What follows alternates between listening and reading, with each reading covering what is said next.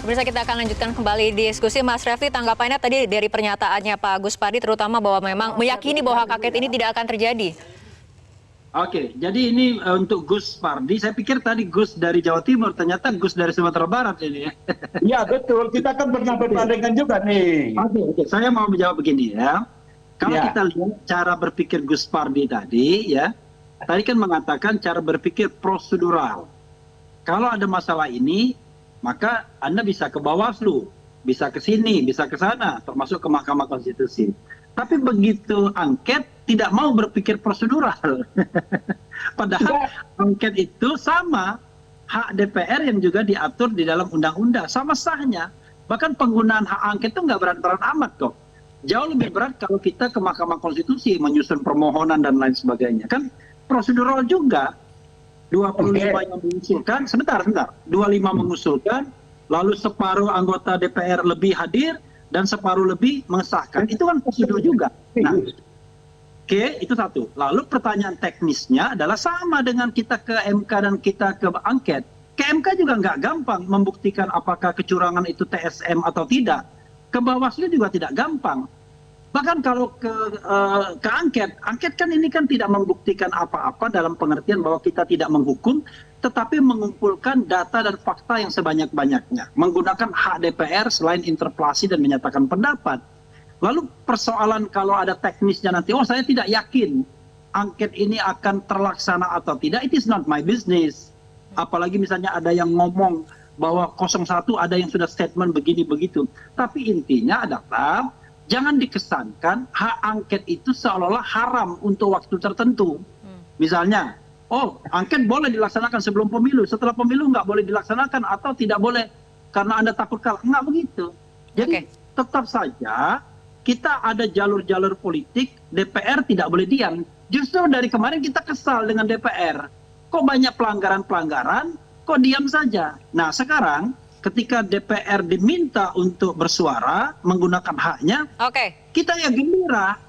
Paling tidak kita melihat ada forum untuk kemudian kita melihat, karena kan DPR memiliki hak untuk memanggil secara paksa.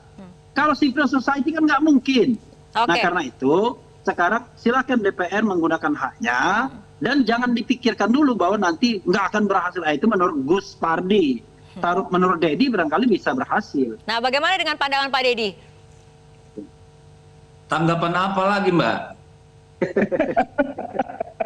Kalau saya kan sudah jelas, saya sudah dari awal katakan, ini bukan soal teknis, ini bukan soal prosedural. Masing-masing ada tempatnya. Soal kecurangan, perilaku, dan seterusnya, ada Bawaslu, ada Gakumdu, ada yang namanya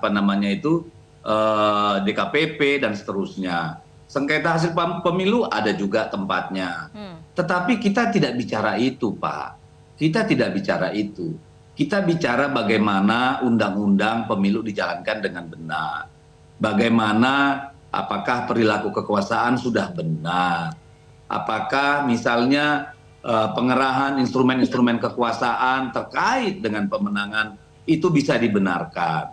Ini kan yang kita mau bicarakan, karena ini persoalan bangsa, bukan 0103. Harusnya 02 juga berkepentingan untuk supaya kita semua sepakat, begitu ya, bahwa pemilu kemarin memang benar-benar baik. Ini gimana Gus Pardi bisa bilang KPU-nya melakukan dengan baik? Wong ketua KPU-nya 2 kali dapat peringatan keras dan terakhir. Gimana ceritanya? Ya, ini kan problem gitu. Nah, kalau kemarin kita tidak, mungkin dari kami PDI Perjuangan, tidak ketika selama pemilu kita, masa kampanye dan seterusnya kita mengangkat ini, ya.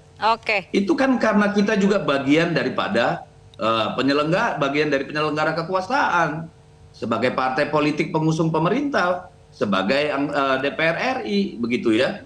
Tetapi kan ini setelah persoalan ini selesai, dan kita merasa bahwa persoalan-persoalan itu belum tuntas dan dibuktikan dengan banyaknya penolakan di masyarakat, ya silakan lihat media sosial, silakan lihat media media Baik. mainstream, semua ada di Baik, situ. Pak Deddy. Nah, apakah kita DPR mau abai terhadap suara-suara itu? Oke. Seharusnya 02 juga berkepentingan dong. Oke, ya. baik. Semuanya Kita- harusnya berkepentingan. Oke, kita Dan ini akan legal tunggu. konstitusional kok. Oke, Bukan baik, kita gelap. akan tunggu mengenai hak angket ini apakah kemudian akan terrealisasi untuk digulirkan di DPR, akan seperti apa. Terima kasih Pak Deddy, Pak Guspari dan juga Mas Refli telah berbincang bersama kami malam hari ini dalam Prime Time News.